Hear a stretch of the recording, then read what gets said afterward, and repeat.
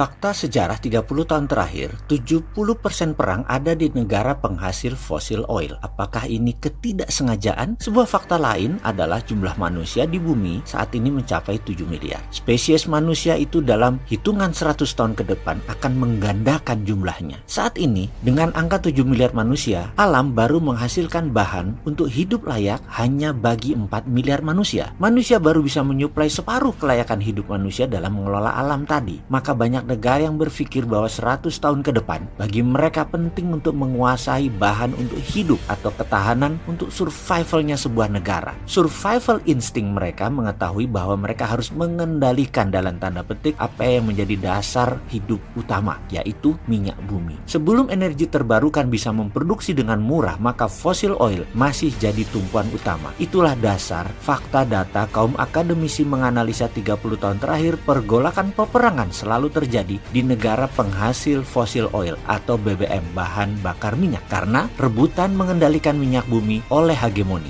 Jadi perang tersebut adalah man-made disaster, bencana ciptaan manusia. Dengan sengaja diciptakan ketidaknyamanan, ketakutan sehingga daerah tersebut bisa ditaklukkan, bisa dieksploitasi. Ada economic assassin, juga ada economic contrador, penaklukan ekonomi dengan menggunakan cara militer di belakangnya. Tidak banyak negara yang memainkan strategi ini. Hanya Amerika, Cina, Rusia, Inggris, dan Jerman. Mereka sangat pintar dan powerful. Apa buktinya? Kelimanya adalah penguasa perdagangan dunia dan mata uang mereka, euro ditambah euro, adalah menguasai dunia. Cara berpikir dan bertindak mereka menggunakan konflik, divide et impera, dan itu terbukti efektif. Itu taktik perang kuno yang telah diterapkan sejak zaman Macedonia, Kekaisaran Romawi, bangsa Viking sudah menggunakan dalam penaklukan sebuah wilayah. Data statistik perminyakan dunia menyatakan bahwa 30 tahun ke depan cadangan minyak bumi akan berkurang dan tidak layak tambak. Sehingga survival insting yang mereka saat ini pasang adalah melirik negara penghasil sumber daya alam terbarukan. Negara subur, tropical, khatulistiwa menjadi sasaran utama lirikan corner of their eyes. Akankah mereka mengacaukan negara subur tersebut berpecah menjadi kecil-kecil seperti Balkan menjadi 10 negara ex-Soviet? Atau kita tahu bangsa Arab di Jazirah Arab memiliki bahasa sama, agama sama, etnik sama, namun mereka belah menjadi lebih dari 10 negara? Apakah Indonesia ditarget? Mengapa tidak? Indonesia itu punya 500 suku, punya lebih 500 bahasa. Dulu semangat pluralismenya kuat. Kita dulu merdeka di tahun 45 adalah jerih payah tumpah darah bangsa Indonesia sendiri. Dulu kita bersatu karena kita ingin keluar dari penderitaan bersama atau common sorrow. Dan sekarang gejala disintegrasi mulai terasa dengan lemahnya ideologi Pancasila dan gatra bernegara sudah mulai digrogoti. Secara tidak sadar telah menjadi bahaya laten baru. Pastinya asing bermain memakai kaki tangan anak bangsa yang tidak sadar dimanfaatkan karena ego mereka masing-masing. Di sisi lain,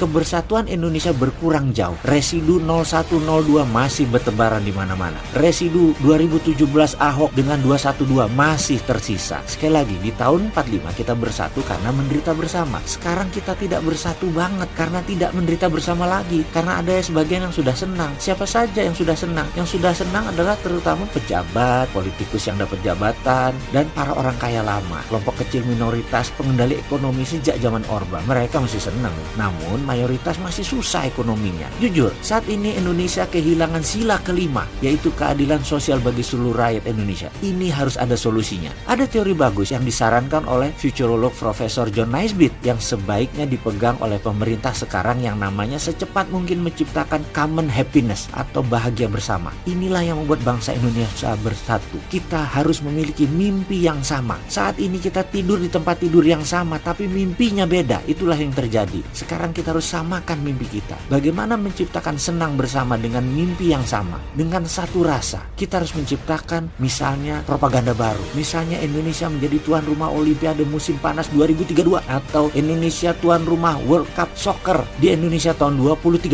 Ini bisa membuat Indonesia bersatu dengan common happiness. Cara ini dipakai Cina yang dicanangkan tahun 2000 dengan kampanye Olimpiade Beijing 2008. Cara ini juga dipakai Jepang hingga bersatu sehingga bisa menyelenggarakan Olimpiade di tahun 1964. Intinya, fokuskan perhatian masyarakat dengan sebuah kesenangan bersama. Kumpulkan seluruh BUMN, pengusaha swasta khususnya UKM, media mainstream dan perdagangan online. Seperti zaman Pak Harto lakukan mengundang ke Tapos, berikan direction. Saat ini bangsa Indonesia memerlukan directed leader dengan seragam informasi yang sama. Lalu benahi hubungan internasional terutama poros Jakarta-Washington. Benahi ketahanan pangan, ciptakan lapangan kerja massal dengan equity crowdfunding, serta bangun infrastruktur dinamis. Modal asing masuk, minta tahan di Indonesia minimum 5 tahun setelah beroperasi usahanya. Dan bebaskan pajak. Ini akan membuat mereka tidak tektok bolak-balik beli jual beli rupiah, namun arahnya masuk ke Indonesia. Usahakan manufaktur dan industri yang masuk ketika diproduksi adalah menggenjot ekspor, bukan memakan pasar lokal tetapi menggantikan fungsi impor. Dan sekali lagi, kita harus menambah ekspor. Dan fokus ini ada di industri material bahan baku setengah jadi menjadi bahan jadi. Inilah sekilas saran tentang strategi pengalihan isu,